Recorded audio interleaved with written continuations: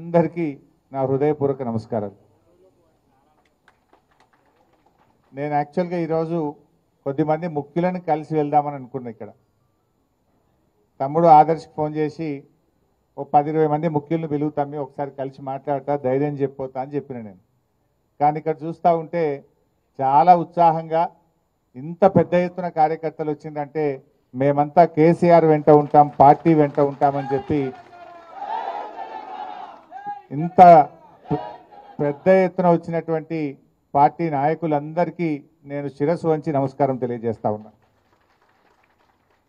అంటే ఒకటే విషయం ఇవాళ మనం అందరం కూడా ఆలోచించాలి. 2001లో కేసీఆర్ గారు తెలంగాణ ఉద్యమాన్ని ప్రారంభించినప్పుడు కూడా పిడికడి మందితోనే ప్రారంభమైంది. ఆ రోజు చాలామంది ఇది వస్తుందా తెలంగాణ అనుకున్నారు.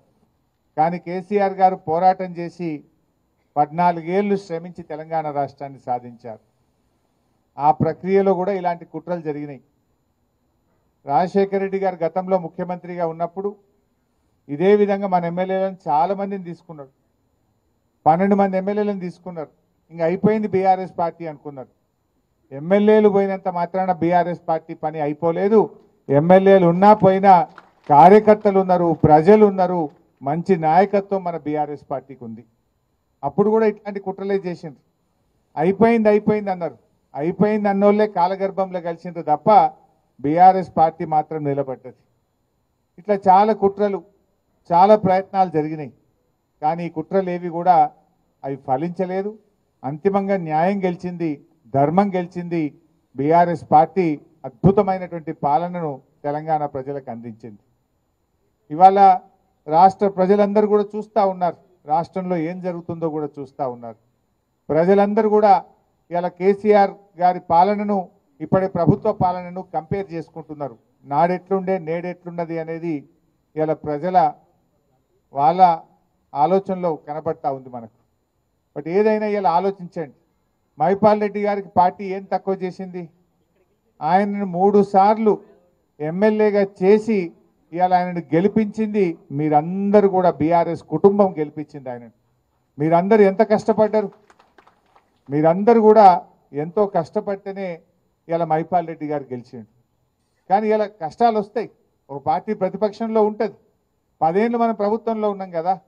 10 ఏళ్ళు ప్రభుత్వంలో ఉన్నప్పుడు మరి ఎన్నో కార్యక్రమాలు చేసినాం. నిజానికి పటాన్ చెరువుకు ఏది చేయలేదో చెప్పండి.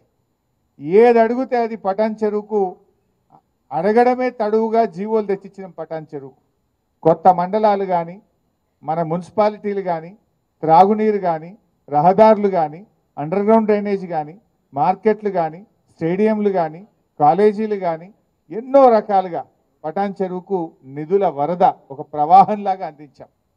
బట్ అయినా ఎమ్మెల్యే గారు ఎందుకు పోయినా నాకైతే అర్థమవుతలేదు. నేను ఇవాళ మీకు చెప్పేది ఒకటే, గూడెం పోయినా గుండె ధైర్యాన్ని మీరు కోల్పోకండి. మేమున్నాం మీకు.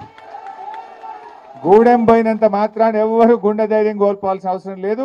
బీఆర్ఎస్ పార్టీ మీకు అండగా మేమందరం కూడా మిమ్మల్ని కాపాడుకుంటాం. ఎవరైతే ఎమ్మెల్యేలు ఇలా పార్టీ మారినరో వాళ్ళు మాజీలు అయ్యేదాకా నిద్రపోయేది లేదు, వాళ్ళని వదిలిపెట్టేది లేదు. ఇలా ఖచ్చితంగా వాళ్ళు ఏదో రోజు మాజీ కావాల్సిందే, వాళ్ళని మాజీ చేసేది ఖాయం. ఆయనకు మనసు ఎట్లొచ్చింది మైపాల్ రెడ్డికి? అరే నేను 3 సార్లు ఎమ్మెల్యేగా టికెట్ ఇచ్చి నిన్ను గెలిపించి ఇంత గౌరవిస్తే పార్టీ మారడానికి మైపాల్ రెడ్డికి మనసు ఎట్లొచ్చిందని నేను అడుగుతా ఉన్నా. ఇది న్యాయమా అని నేను అడుగుతా ఉన్నా. ఇది నీకు తగునా అని నేను అడుగుతా ఉన్నా. ఒక తల్లిలాగా పార్టీ నిన్ను దగ్గర తీసుకున్నది.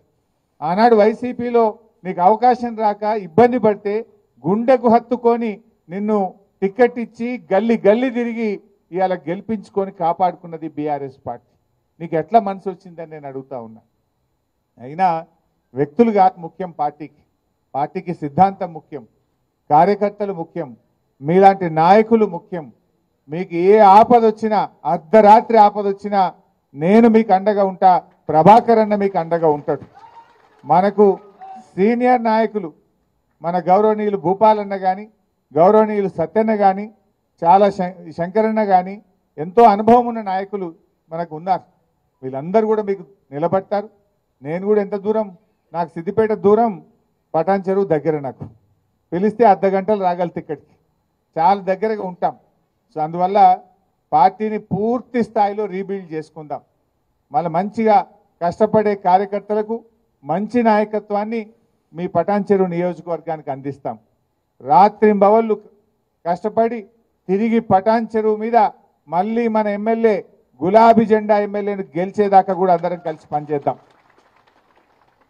ఇవాళ